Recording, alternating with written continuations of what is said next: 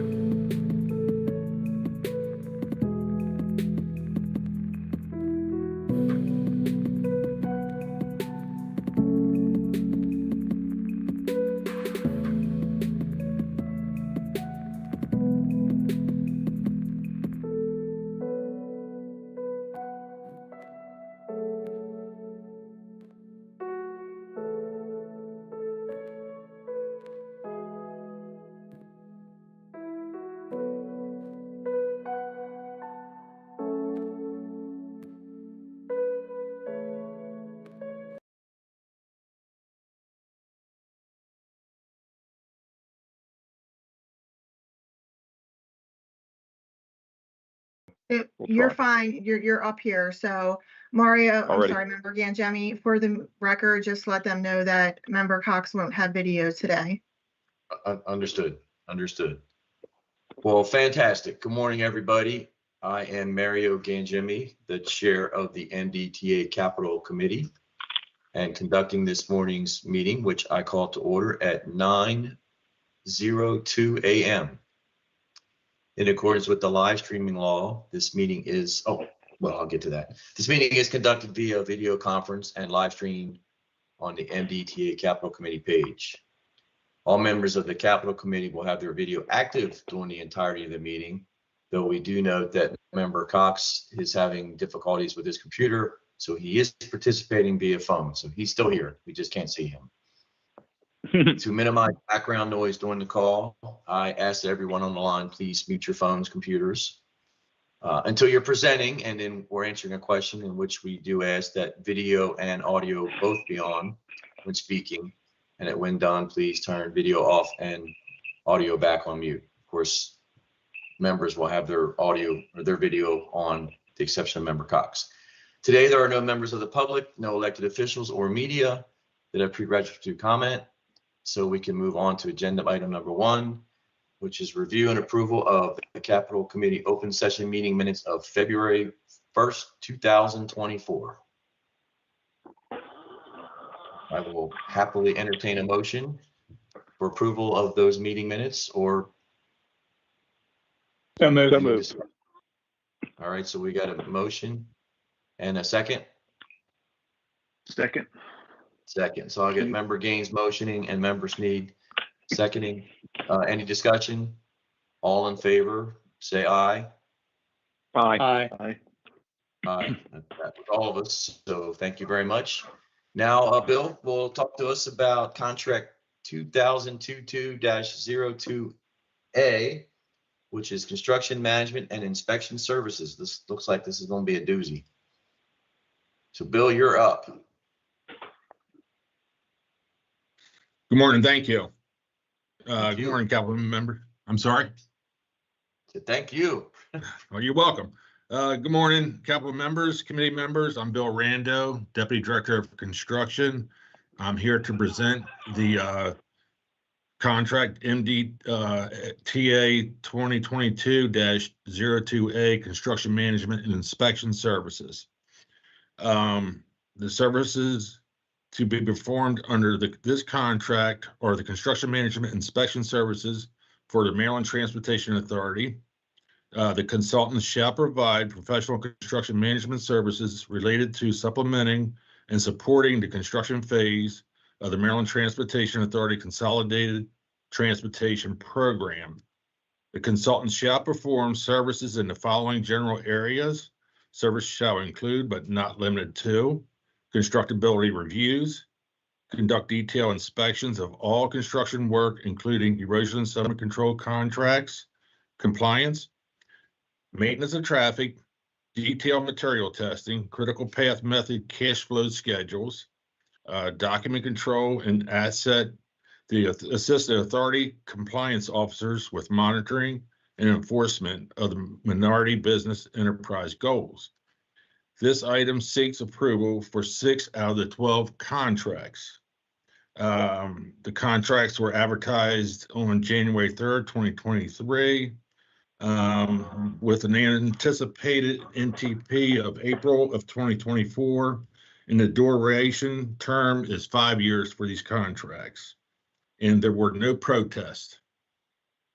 The first 6 proposers are A. Marton Thomas and Associates, Wallace Montgomery, a joint venture, contract number AE 3115, contract amount $16 million. The second, Gannon Fleming, AE 3116, contract amount $16 million.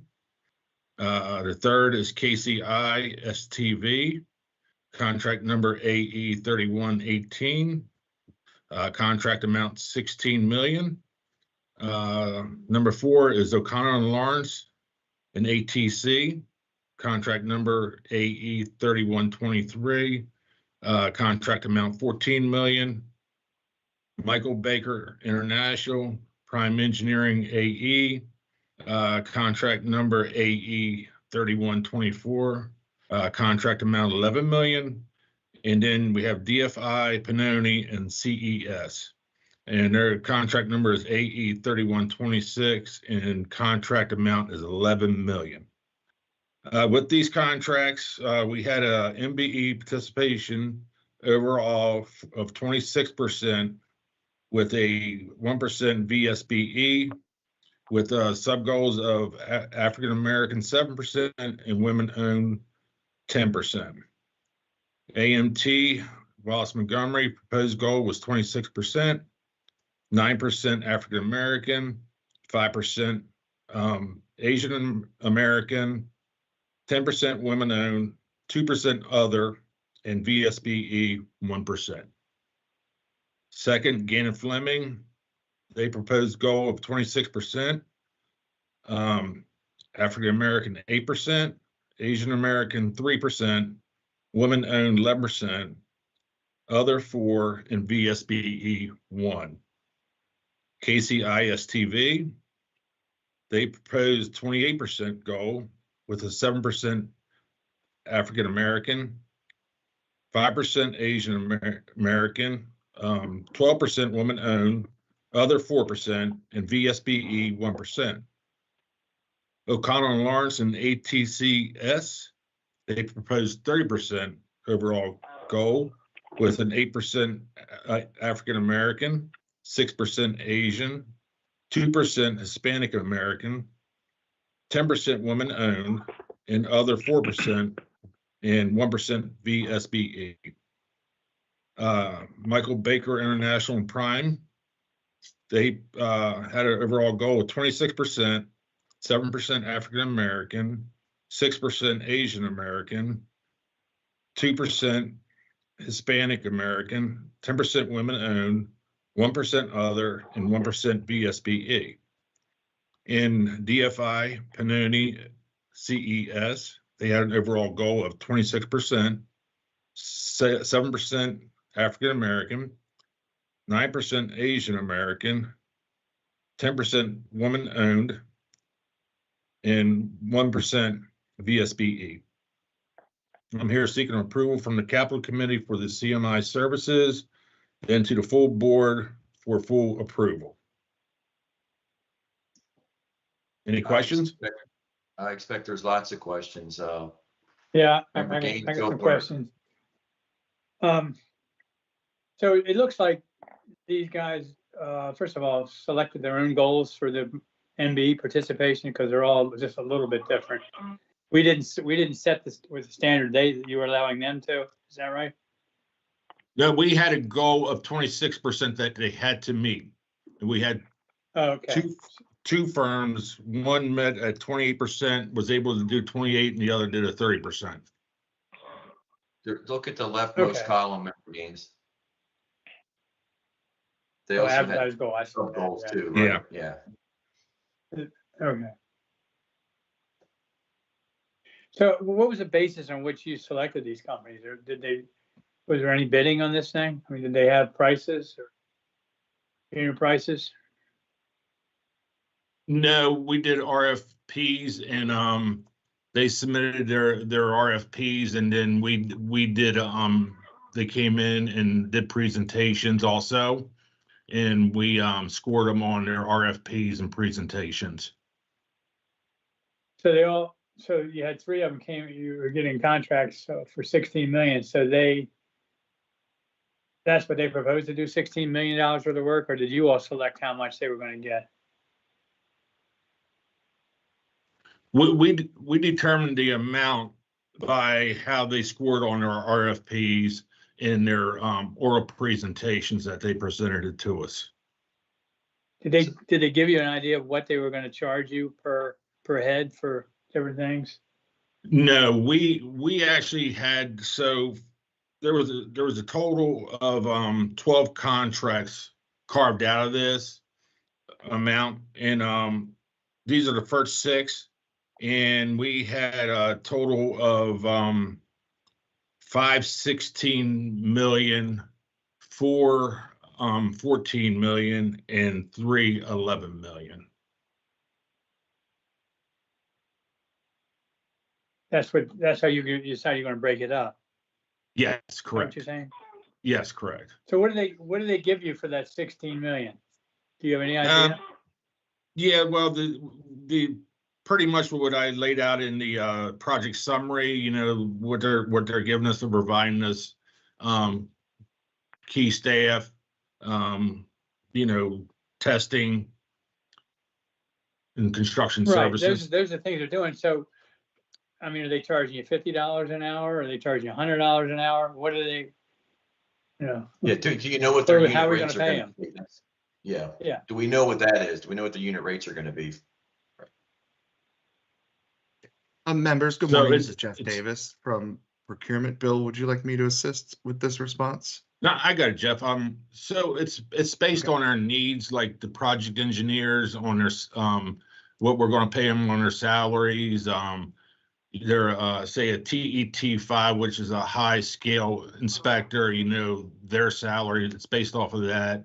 Also for the constructability reviewers, you know, it's based off on the costs for that, and based on what they're providing us and their schedules and their services is how we came up with the Right, but did they amounts. give you get a unit price for each type of individual you're hiring? Did they tell you what they're going to charge you, or you just got to trust them? I wanted to step in here because I'm not sure how much of the price proposal process that Bill saw on this contract.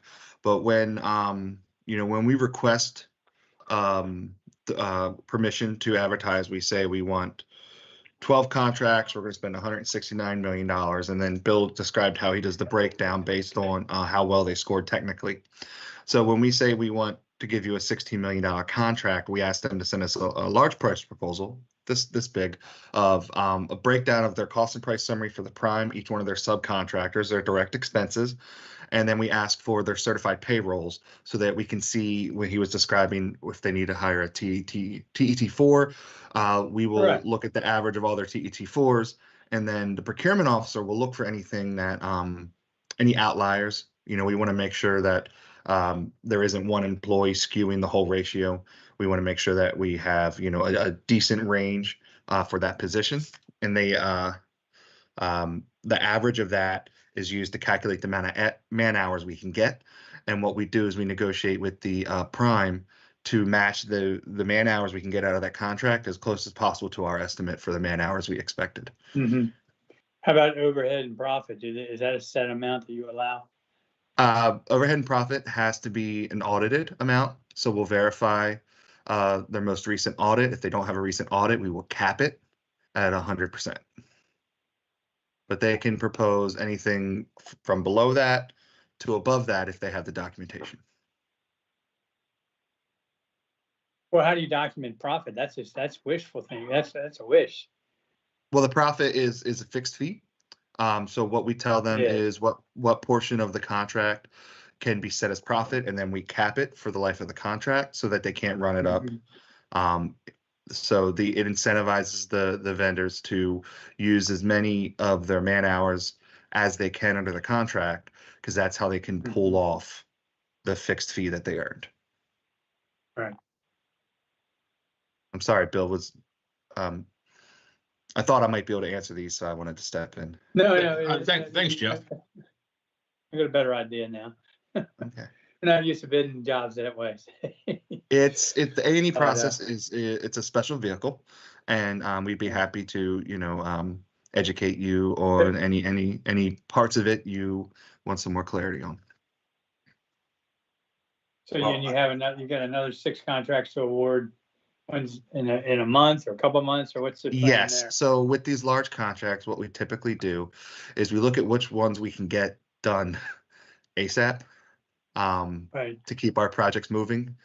Right. So it ends up having us split the award into 2 different sessions or agendas.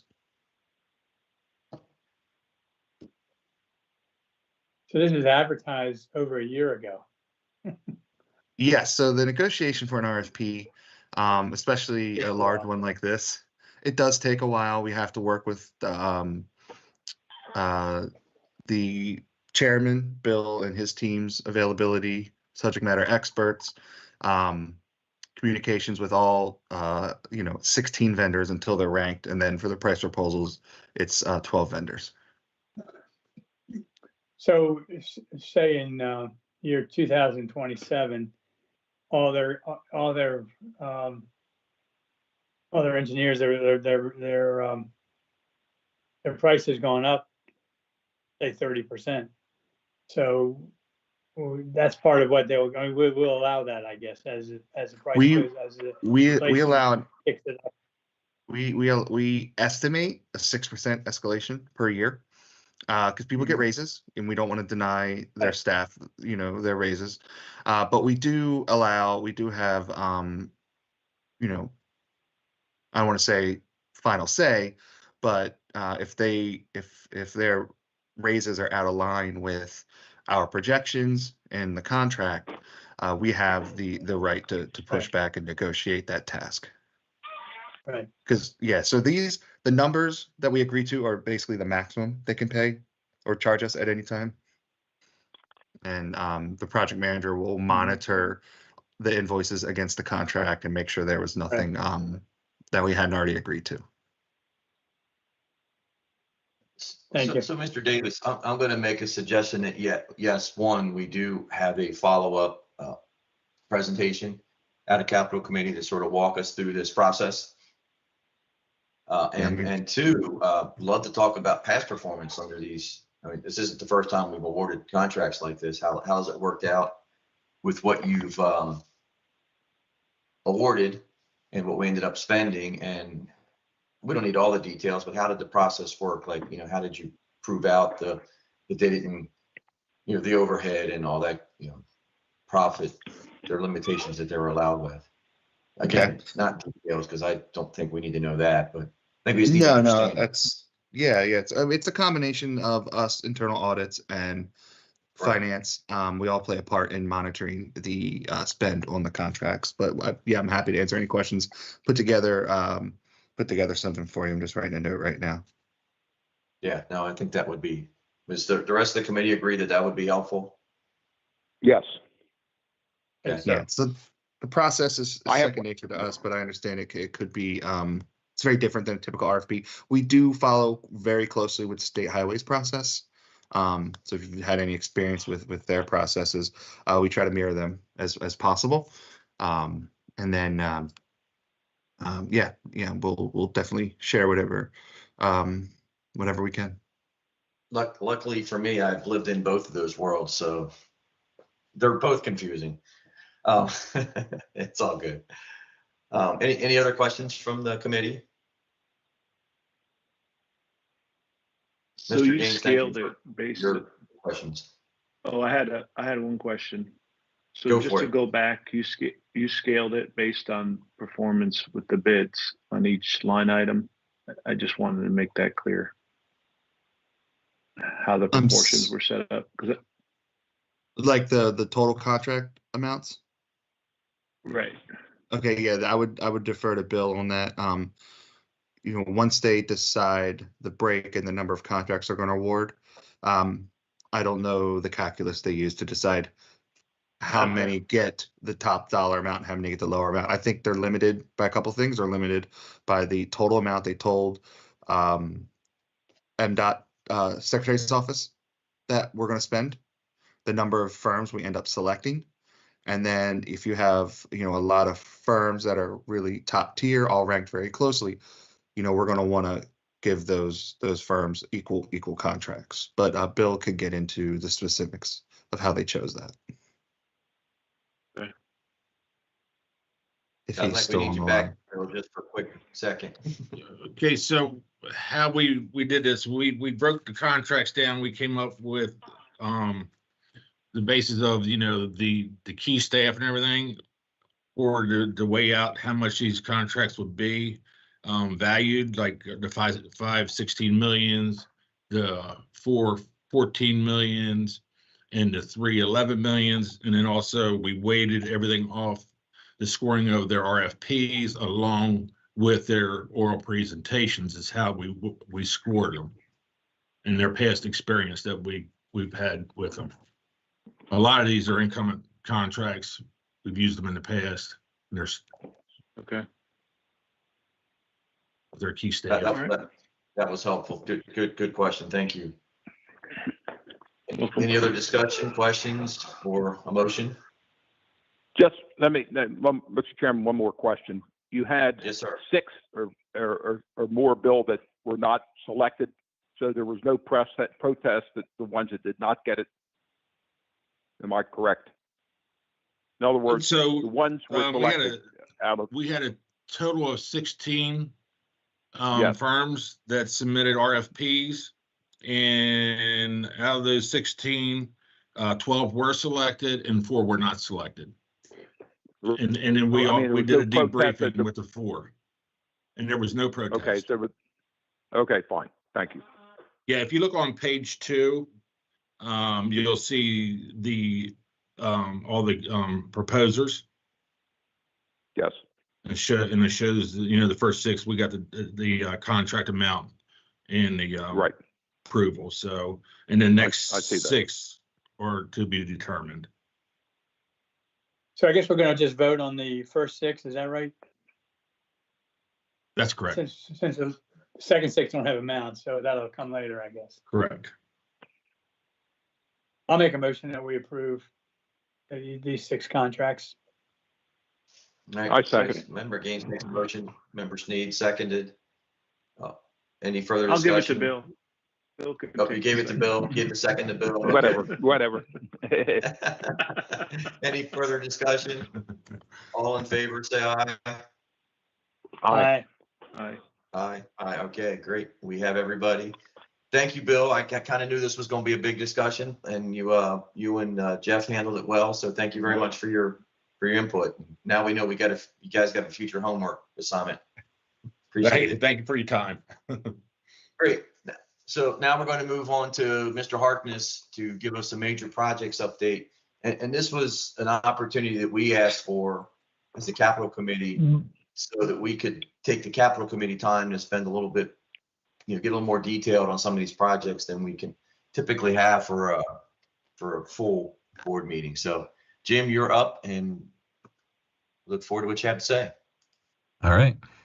Good morning, members of the Capital Committee. My name is Jim Harkness. I'm the Chief Engineer for MDTA. And as we said, we will be doing the major projects over 40 million, the update for March. And as requested, this was an item that we wanted a little bit more time with than just what we have in board. So we are presenting it here, and I would be again presenting this when we have board later this month. Let's see, I am having all kinds of network issues this morning. My apologies, I gotta try to log back in, pull up my materials.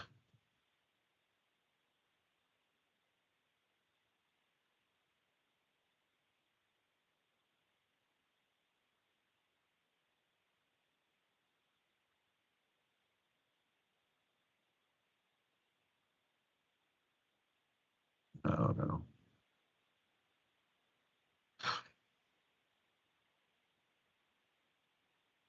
We can keep this simple and tell you that the first one's to replace the electronic toll collection third generation. Yeah. So,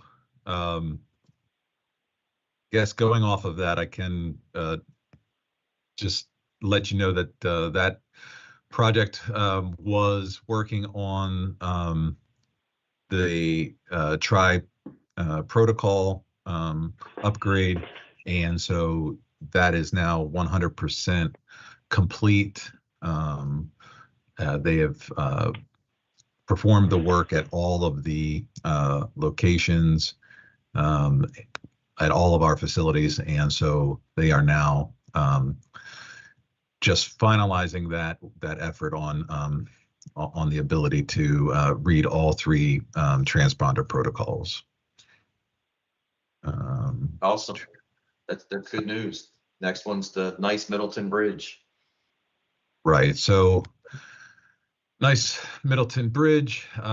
We have been continuing with demolition work. They had performed the subaqueous blasting, but now they are just knocking down a little bit of the deep water piers that did not completely rubblize with the blasting, so they're just knocking that down.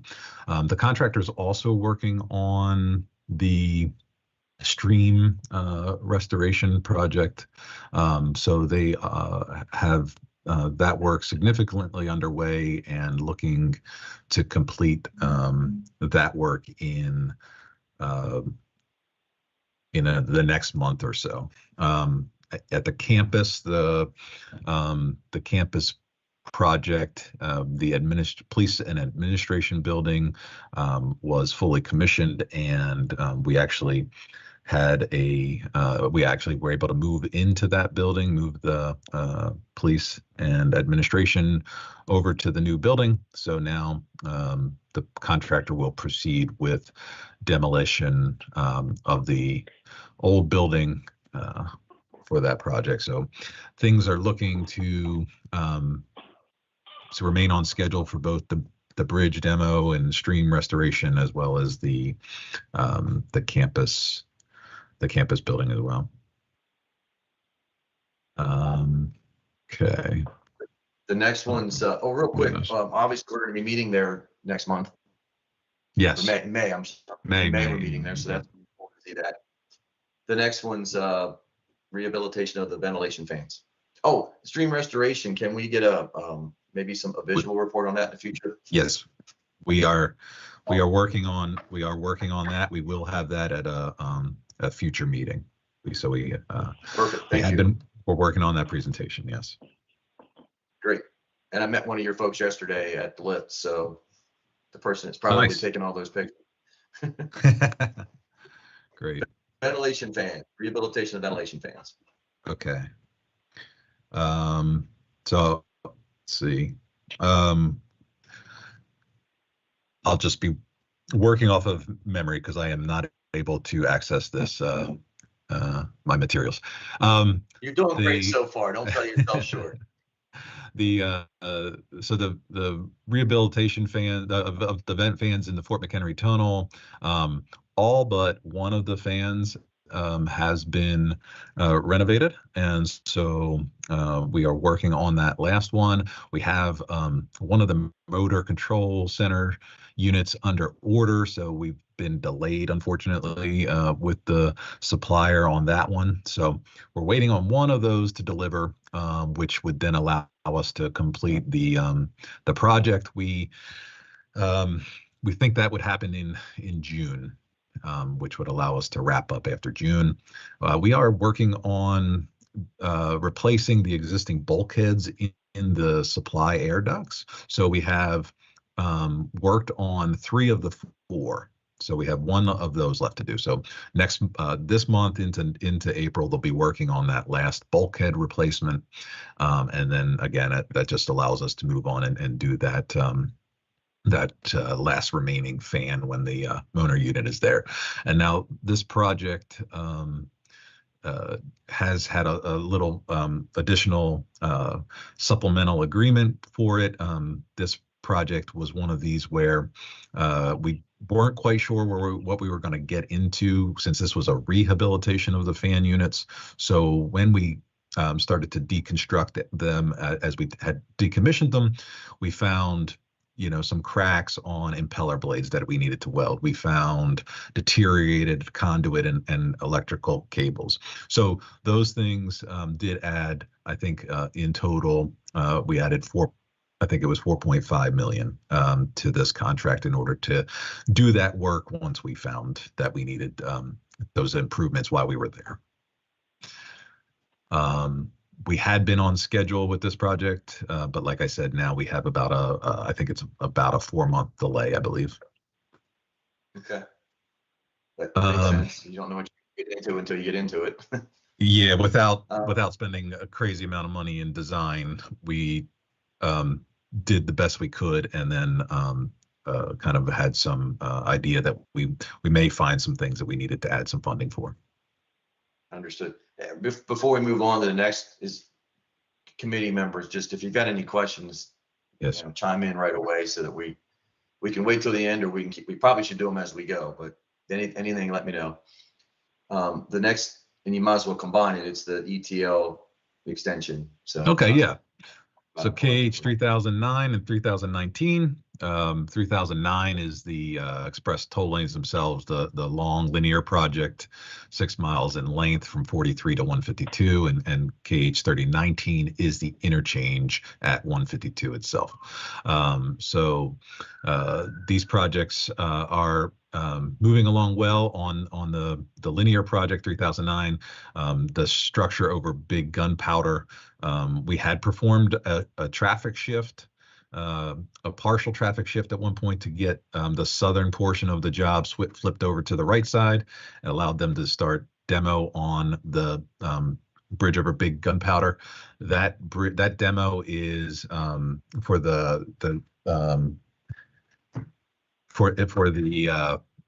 like the girders, the deck, the abutments. That is 100%. We're working on the final 30% of the pier demolition that's out in the middle of the river. We're also starting to drill for the foundations. So we are making good progress on that. Up at the other structure, over the Little Gunpowder, We flipped traffic in January for the remainder of the job from near Raphael Road all the way up to where it joins with the 3019 project. And so that put all the traffic for the job on the right-hand side of the road, and it allowed us to get access to S3 to start demo. So they have completed demo of the girders and the deck. They are beginning demo on the piers and abutment. So then pretty soon in the next few months, they will start with the abutment work at that structure as well. Otherwise, they're just working on constructing median barrier on the southern end of the job, really trying to get to that toll gantry location to get communications there. And then they'll be continuing work, grading work, subgrade base for the pavement, as well as continuing with the barrier work all the way up the job. How are we doing schedule-wise, budget-wise, do you think?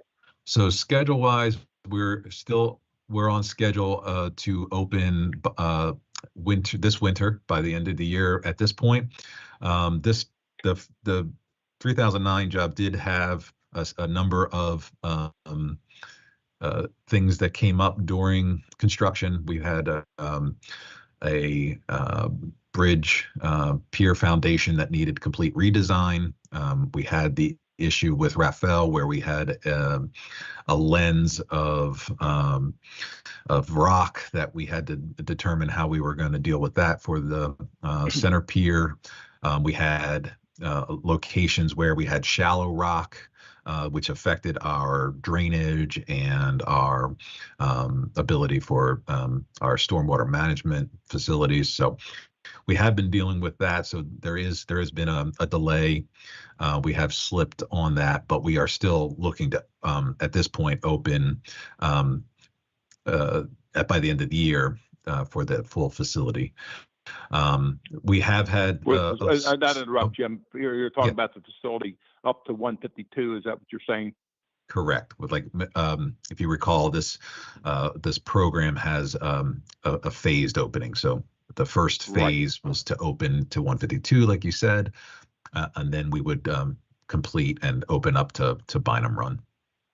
Correct. Let me just interject on. I think one of the other problems, and I think you pointed out on our tour, was working around the big inch. Correct. I mean, that was a challenge. Correct. Right. So I was getting ready to ask that question. You beat me to it. Yeah, there was. Right. We had a lot. As Jim knows, I've been on this thing since I went on and take a regular tour down there, as Jim knows. But anyhow, I'm very familiar with that big inch situation. Yeah. So both of the contractors, both of these projects had a lot of monitoring requirements for that infrastructure. So we have a lot of vibration monitoring. Thankfully, we've done the contractor did very well. We didn't pick up really any readings, nothing of concern for Baltimore City. So thankfully, all that. Despite, we had all that monitoring in place. There was a lot of work associated with that, but it all was able to come back and kind of keep them at ease that we weren't doing anything that was going to be detrimental to that big inch. So for 3019, that job's progressing well. They're in the third phase of the bridge there over 152. Over 95 for 152. So they have completed the demo of the bridge. The abutments are gone. They're working on the new abutments, and they will continue that work. They're working on the MSE wall for the ramp. So they've done you'll see that if you pass by the express toll lane ramp coming up in the middle of that structure. That's taking shape now. And they've done some curb and gutter and stuff along 152 in front of the Wawa and that area there. So that they've been working on that kind of stuff. They did the traffic switch at the same time as the 3009 project. So all their traffic is pushed as far to the right as you can be, and they're working in the median as well. All right, one more follow-up, and I'll beat Member Von Paris to this on the Okay. parking lot, parking area. Be all complete as far as that site, but when this is open. I'm sorry, the park and ride? The park, yes, the park and ride. Yeah, so that's that contract is not yet out. You guys won't see that one yet, but that will be, the plan is to have that wrapped up when we open all the way to Bynum Run. Okay, so in other words, it won't be in this first phase. Is that correct as far as the park and ride there? Right, and that had to do with phasing the and allowing the contractor for laydown area.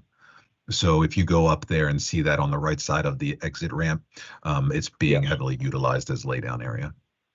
Right, notice that. Okay, thanks. Sure.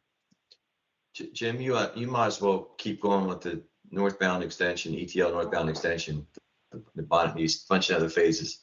I know we're going out of order, what's on your table, but yeah, it makes sense to stay in the same area. Keep going. All right. Yeah, no problem.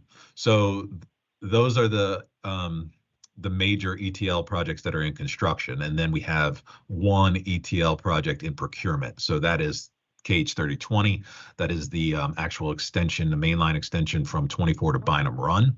Again, that project does have a noise wall, but essentially the main part of that project is to take the three general purpose and 2 express toll lanes and transition them down to 3 general purpose north of Bynum Run as you head towards 543. So that's what that project will do. As I said, that project is now in procurement. It advertised the last week of February, I want to say. And so we would be looking at I want to say it's an April bid opening, hopefully, which means we would probably come to you for approval in June with a anticipated NTP, maybe in September, August, September. Then to follow on with that, KH 3021, that's in design. That's the Maryland 24 interchange itself. So that is our last very large project on this program, and that project is currently with MDE for its final review, hopefully. So there's been a little delay with that in terms well, actually with both of these last 2 projects I'm talking about, in terms of the environmental permitting, just the coordination with other work up there and with the 2 jobs themselves, because they abut each other. Just working through all that MDE part was time consuming and did add a little bit of time for us. So we hope to have that approval in hand and then be able to advertise in June on the Maryland 24 interchange project. So with that advertisement, we would expect to come with something for you guys to approve in probably September timeframe, with the hope of NTPing them in November. Okay. Well, now we can move to my part of the world with Belvedere Road Interchange. Okay. Progress. Yes. So KH 3019. So we did receive the permit for the rough grading package. So we were able to start. We had done some tree felling last year. We were able to get in and clean and grub that and stabilize. Now the contractor is looking to do some drainage work. So this month we would be doing a weekend closure of Belvedere Road in order to put a 48-inch pipe under the roadway, get that situated. So that's been approved by Cecil County and coordinated with the York Building Products.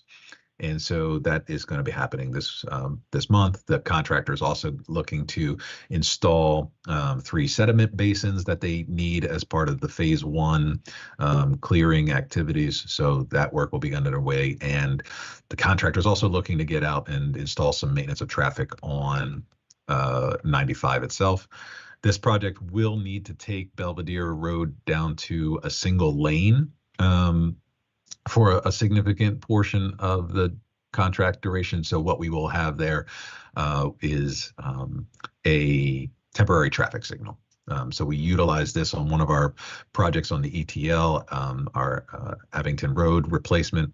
So we'll just have a temporary signal on each end and be able to maintain traffic on Belvedere while we construct some of that approach work and the first phase of the bridge, first and second phases of the bridge, actually.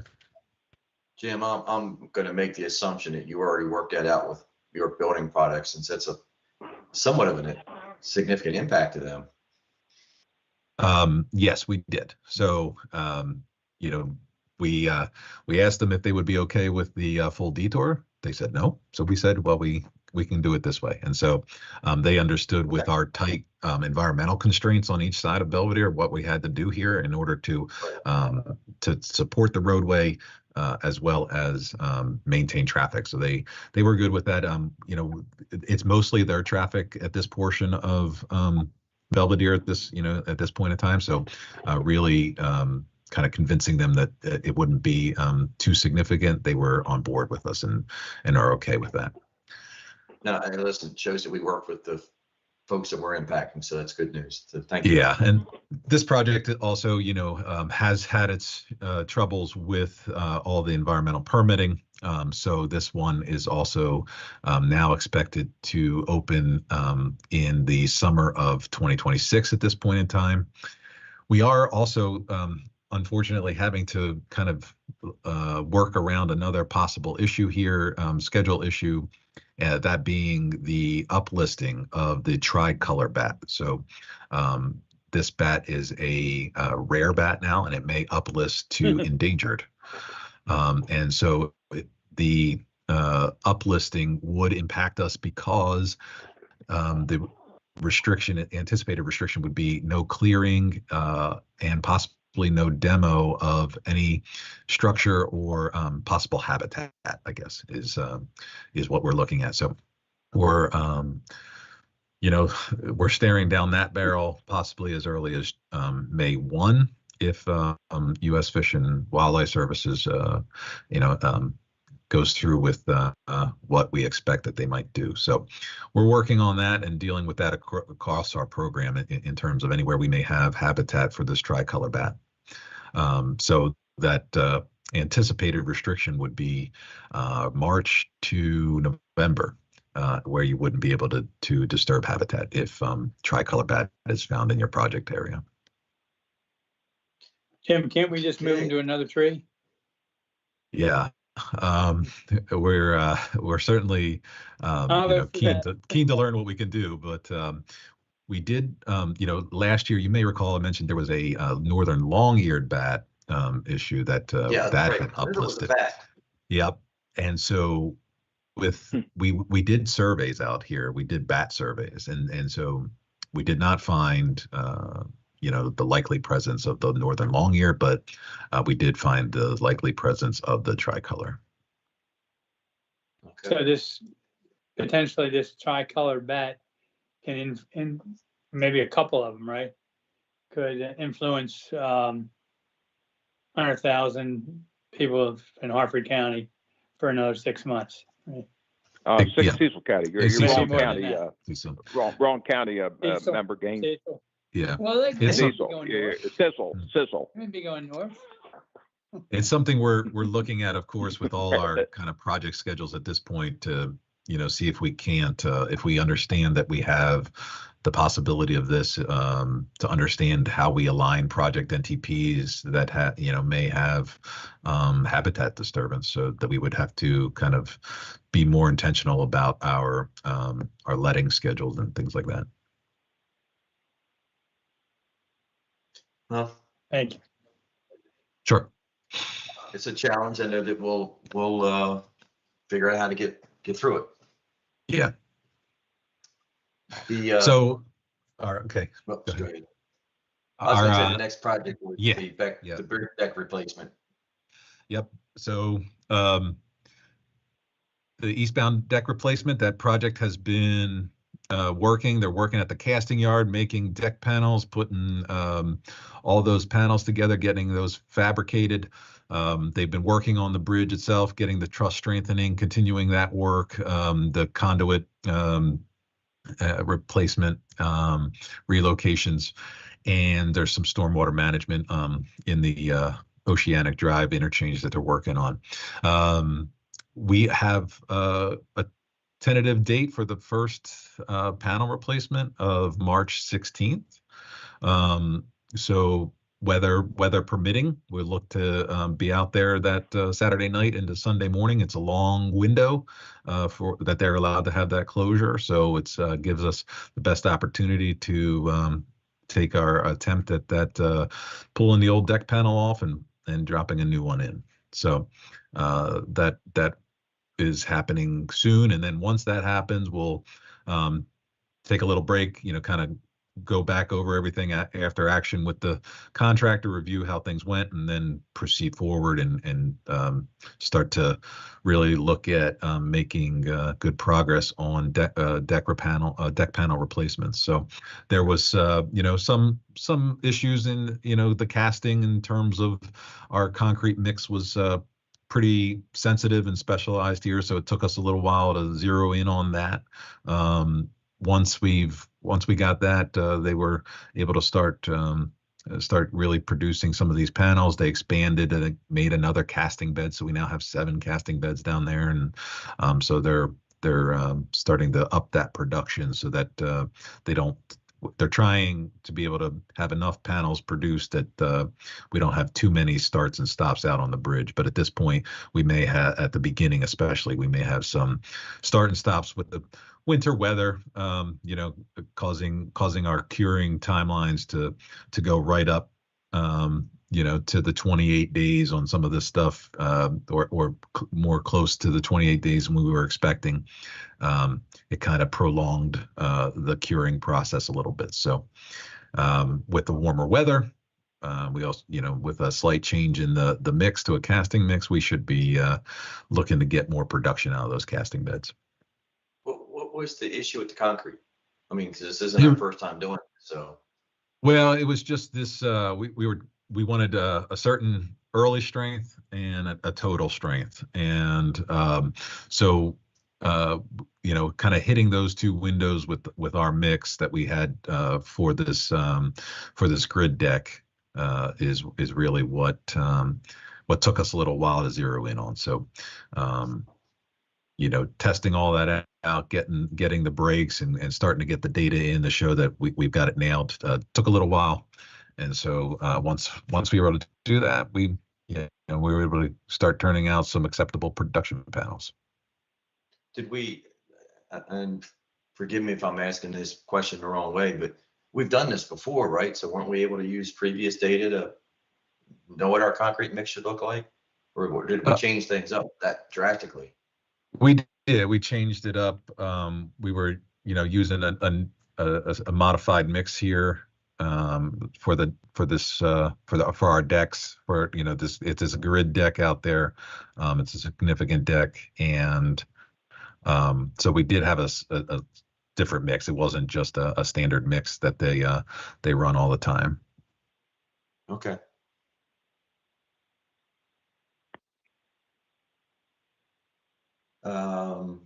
Envelope switchgear replacements at BHT ventilation buildings. Okay, so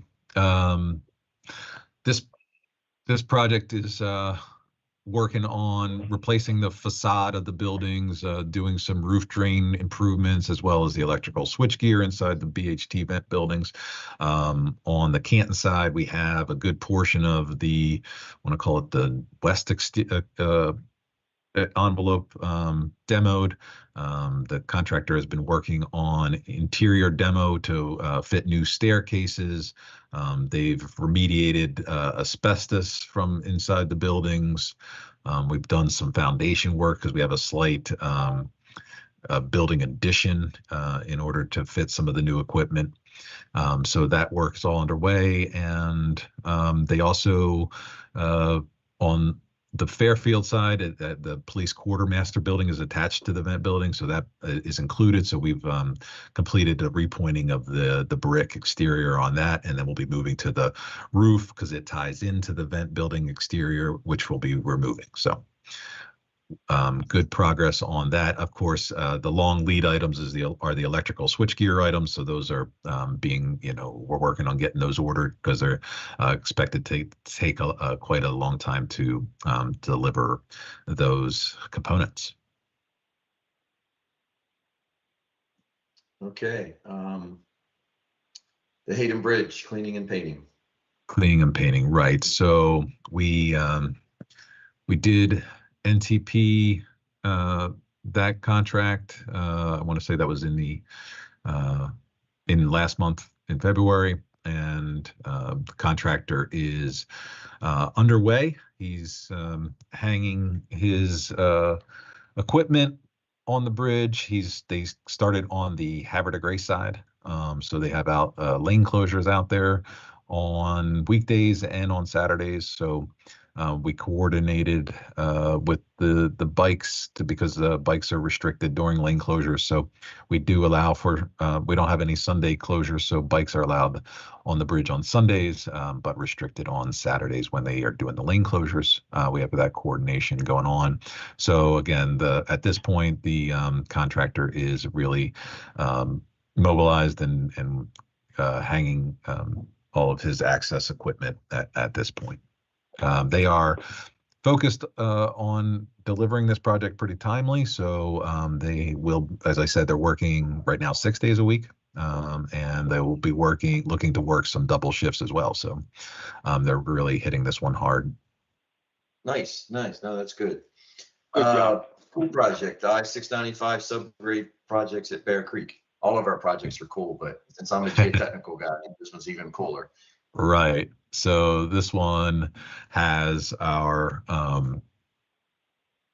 the subgrade improvements that we need to do near the kind of in front of the Trade Point Atlantic development there on 695. We have some back wall structures, the bridges that need to be replaced. They're cracks, so we'll be working on those, as well as we have some grouting that will happen to stabilize some of the settlement that we see out there near Bear Creek.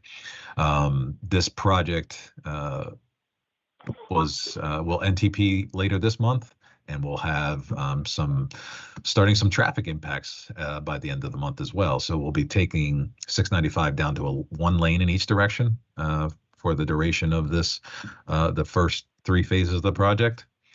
So we'll be doing that later this month, and they'll be underway with creating the crossovers so that we can flip traffic, the one lane from the inner loop to the outer loop, and run them with barrier separated, one lane in each direction, and then get them back over. That allows us to not only access the part where we need to excavate the roadway, but also it allows us access to those back walls for all the structures as well. So we'll be staging that work, and again, we've done a lot of coordination with the communities there, and of course with Trade Point Atlantic as well. So again, we're looking to impact traffic later this month. Awesome. Last one's JFK maintenance facility at Raphael Road. Right. Okay. So this is a part or a result of the ETL extension program. So we needed additional maintenance facility, or a new maintenance facility. So that's phase 1. The site is off of Raphael Road.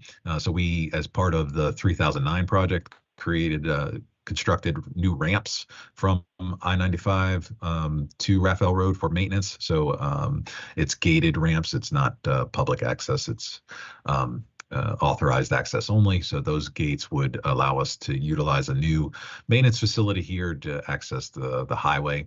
So we have it phased right now for phase 1. That would be the initial phase, which would construct a fuel island, 2 salt barns, a sweeper vac truck area, some covered parking for the maintenance vehicles up there. That covered parking, we look to have solar installed on top of that covered parking. The site will have geotherm, so we're going to install geotherm at this site. So those are some of the features for this phase 1. Phase 2 would look to have a new maintenance building with some, with maintenance bays and everything like that to be constructed later. Are you Jim, tired? can I ask a question? Jim, can I ask, Chairman, can I ask a question, Jim? Go That's, ahead, go ahead. Yes. I was over there recently, and obviously that's where going to be an access onto 95 for emergency vehicles. Am I correct? Yes.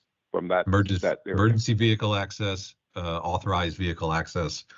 So our folks, as well as first responders, emergency services, can access the highway from that location. Member Cox wants it known that any vehicle he is in is an emergency vehicle. Submergency. You're in charge of the bats up in Cecil County, Mr. Chairman.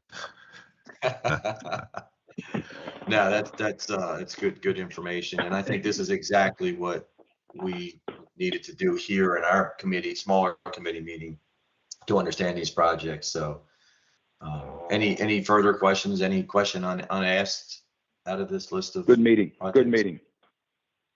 Yeah, agreed. Sounds like you got something, Member Gaines? I was going to make a motion and we adjourn the meeting. That's fine Second. too. That's fine. And Member Cox seconded. So, any further discussion or? All right, all in favor of adjourning the meeting? Aye. Aye. Aye. Aye. All right. And the tricolor bat also adjourns. Yeah. Thanks, Jim. Good job.